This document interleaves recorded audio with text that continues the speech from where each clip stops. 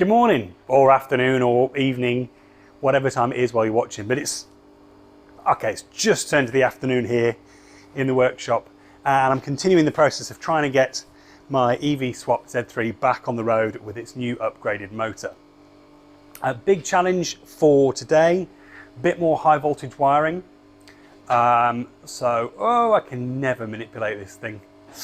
Working on the high voltage junction box, not got the new heat shrink yet, or the new other bits I'm waiting on, so can't do all of that. But a bit of work on the high voltage junction box still, and then a bit more plumbing, look at fitting the radiator and modifying my valance to fit that. So what have I done so far? I've drilled out these holes to take these glands to seal up against the 35mm squared cable nicely. I've started finishing up the arrangement of this box. Ignore this temporary hardware. I need to get some new nice short, ideally not that material, but or not that finish anyway, screws / bolts to go through here, some 8mm, some 6mm, some 5mm actually I think, for the underside of the original S-Box back.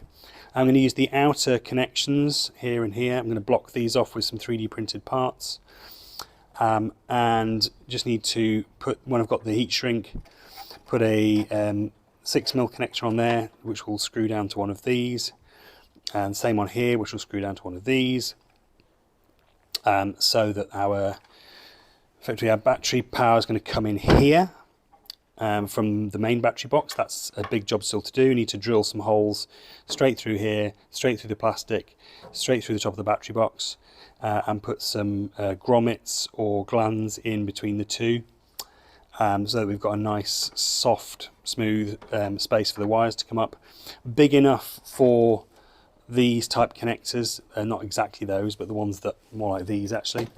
Oh no, not more like those. Anyway, the ones that come up off the battery box to come straight into here. Yeah, I need to check which way around that is actually, because they're slightly different. Yeah, that's not going to work. I might have to bridge these connections actually, if I want to come in.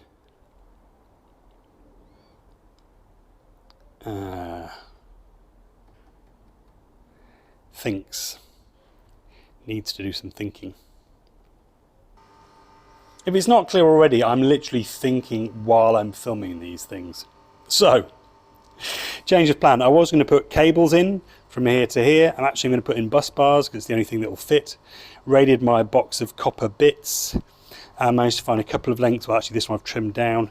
This one needs trimming down. That will connect these two places from here to here. The downside is that this one is marked positive and this one's marked negative, so we need to check that we can swap those over and relabel them, check that the connectors aren't handed. I don't think they are, but let's just double check that now. So here we've got one of our connectors that used to go into the S-Box. Ignore the sticker on it, that's from how I was using it previously. It's one that's broken slightly, which means it'll be easier to get in and out just for testing purposes, but the little hook shouldn't change whether or not it goes in. Does it go into positive? Yes. Does it go into negative? No. The connectors are indeed handed. I clearly needed tea and a sandwich. Brain wasn't functioning very well. Ham salad consumed. Now got an answer. So, recap. Problem was these connectors are handed. I was going to come off the bottom of this connector, which is an M5 screw terminal, and go straight via a bus bar or a cable into here. But this is the negative and this is the positive side of the way I've set up my high voltage junction box, with my fuse and my pre-charge relay over here. And this is the negative, this is the positive side, and this was going to the negative side as I'd set up my high voltage junction box with my shunt. So I tried moving it all around. doesn't work because the shunt can only be hooked up one way like this. I'd have to use these things that I originally created to mount the shunt, take up a lot more space, and I couldn't do it quite so compact, which wouldn't leave space for the holes we need down here to go through to the battery box to pull the cables through. So after much umming and ahhing, these obviously aren't fully fitted yet because I need to grab some hardware from home, but I've made up some bus bars to go across the bottom. So those connect the inputs and outputs, so I can now use the original BMW cables that used to go out of the battery box or to the external connection of the battery box to hook into here. So I'll trim these down and put some new spades on. This one's going to come round in a circle and tie onto there. This one's going to come round and under.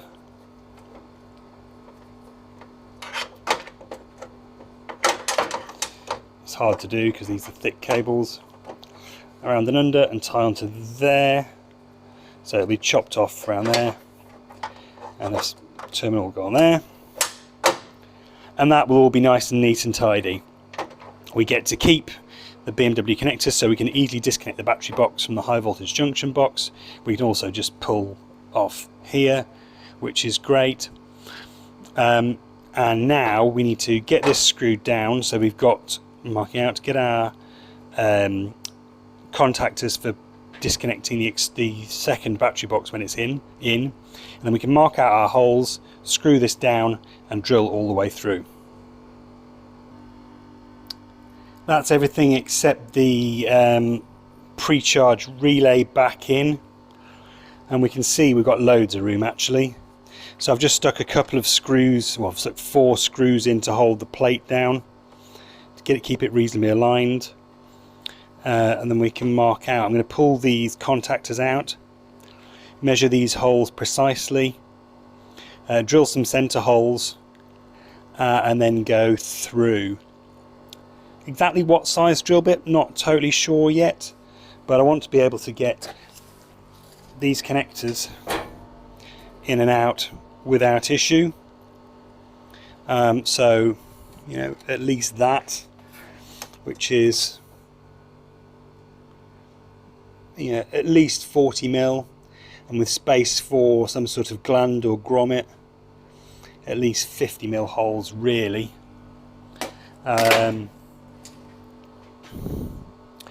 Because I can just 3D print something that will fit nicely through the gap.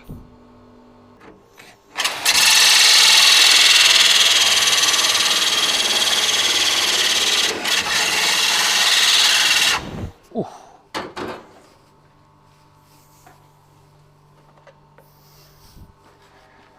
Required.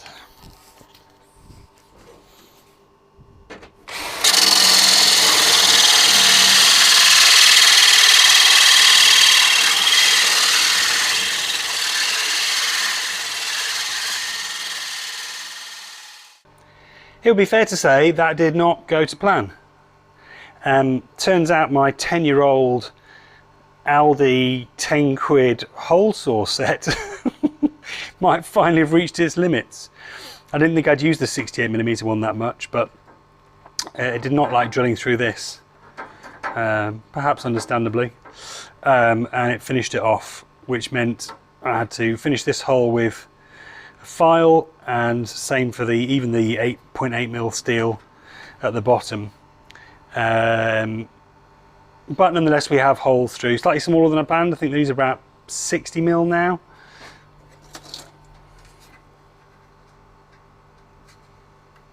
Helps if you get the ruler the right way around. Yeah, about 60mm. So if I make up a 3D printed part with a that can slot through there and bond on each side so that the rough edges are covered up, or maybe screwed together, I haven't totally decided yet, then we've got our hole through. So we can tidy up those edges, 3D print our parts.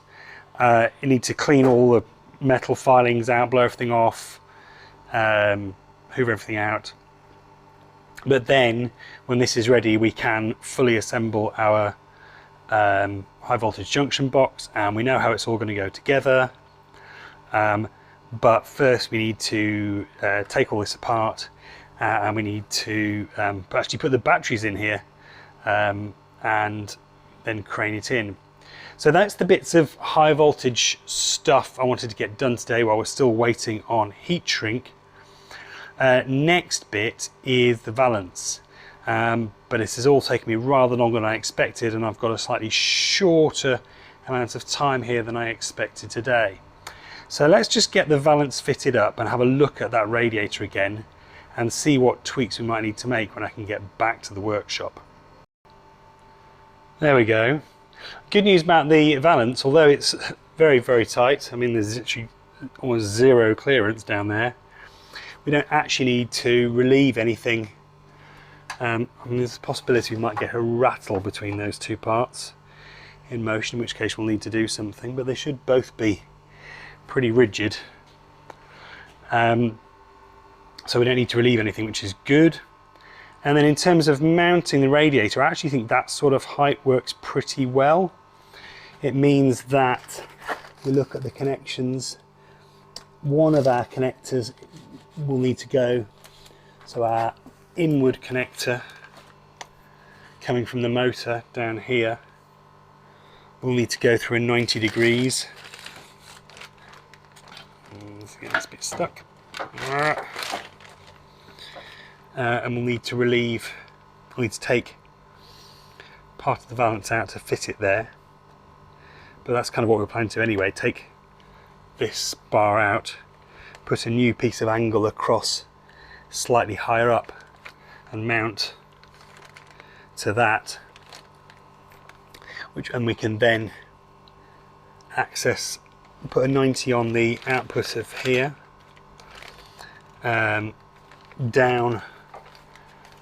at an angle into our return, and then water will come from there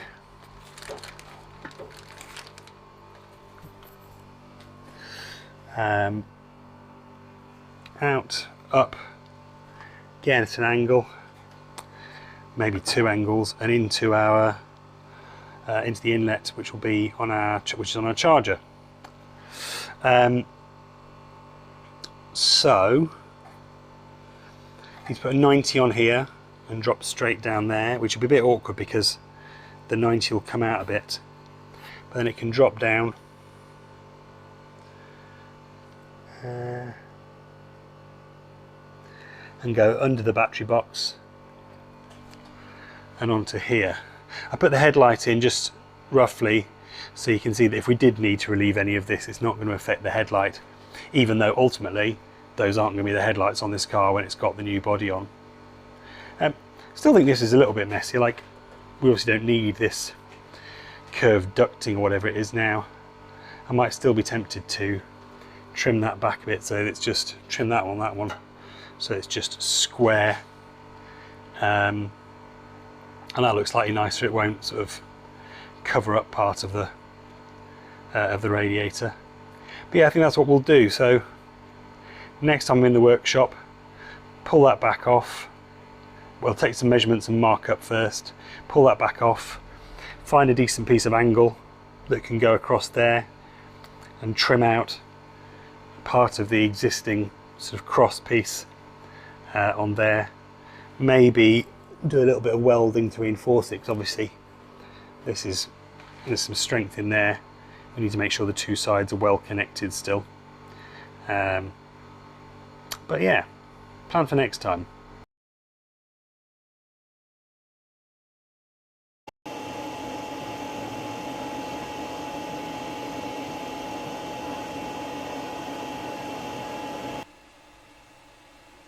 Back home, and time for a little 3D printerlude. Sorry, terrible pun. A few bits I need to print to get this moving. Starting with this, which is my first design of the sort of giant grommet to go through that awkward hole between the battery box and the high voltage junction box. Obviously won't be black and white, that's just so it's easier to see the two parts. This M60 nut and threaded M60 tube. Should be enough thickness there to give it some strength, I hope. May need to thicken that up a little bit. But that's, I'm printing the nut at the moment, that's what you've just seen on the printer. And I'll try printing the threaded piece tomorrow. Also just knocked up a very simple cap to go over the nuts that will protrude into the high voltage junction box. I'm going to flip the bolts upside down, bond them in on the underside of the battery box, because then you've just got very smooth flat surfaces that aren't going to, should anything nasty happen, if they fall out, well, they're not going to fall out for a start. Oh, excuse me, past my bedtime.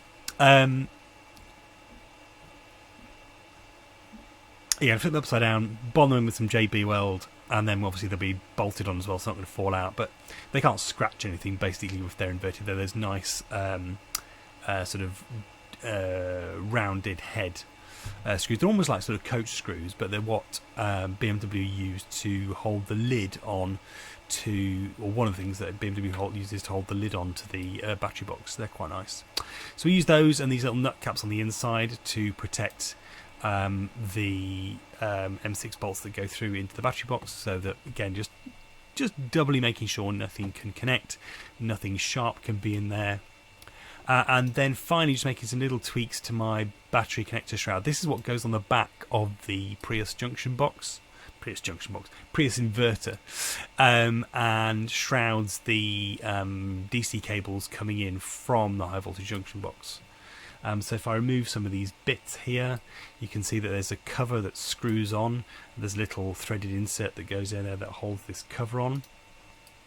Underneath that, you've got two pieces here. You've got, if I change the colour of one of them, I've only recently installed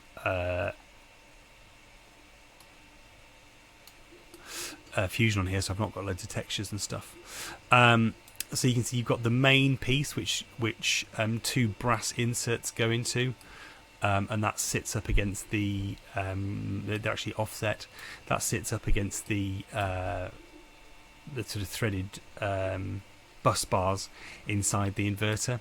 And then there's this piece, which is a you can put O-rings in here and then push your 35mm squared cable through, and they just act as sort of nice glands, give it a bit of extra waterproofness, even though there's that big cover over the top. You actually see the cables protruding up there. And I noticed today, I've never actually used this piece, I noticed today when I was looking at using it that actually there we go. I noticed that the spade terminals foul on these little upstanding bits here. These used to go further round, so I've just trimmed those back a little bit, so that you've got space for the wide flat bit of the spade terminals, because they won't actually go through this hole, so it has to go in from the top. Then we go through our grommets into the high voltage junction box, and then we can put our spades on and get those crimped up before sliding it back up, and reassembling it when it goes into the inverter. I haven't actually drawn the whole inverter, I was a bit lazy on that front. But yeah, so that's all the 3D printed bits ready to go, or at least it will be when I've printed them all. I'm actually going to wrap this video up there. Just been editing now, and it's ended up about 20 minutes, which is a lot more than I thought I shot today, at least more than I thought I shot that was actually worth watching, with everything that went wrong, trying to get that junction box layout done right, trying to get the hole saw to go through the mounting plate. Anyway, some good progress, getting closer and closer to getting this thing back on the road and testing whether all this work has been worthwhile. There'll be another episode out later this week with a bit of luck. Should be able to get some of the 3D printed parts on. Some of the bits should arrive from eBay. The heat shrink, etc. So maybe get the high voltage wiring finished up, which would be great, and maybe get those changes made to the valance and get that radiator plumbed in. If we do, maybe on the road next week, we shall see. Anyway, thanks for watching. Hope you enjoyed this. If you did, please do leave a like, share it around, drop us a comment. Thanks again. Bye bye.